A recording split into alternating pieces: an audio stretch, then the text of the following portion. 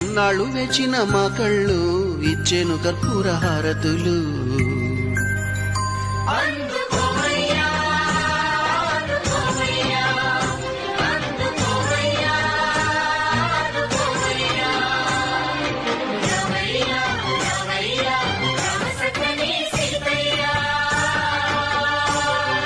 రావయ్యా రావయ్యా రామ సక్కని సీతయ్యా.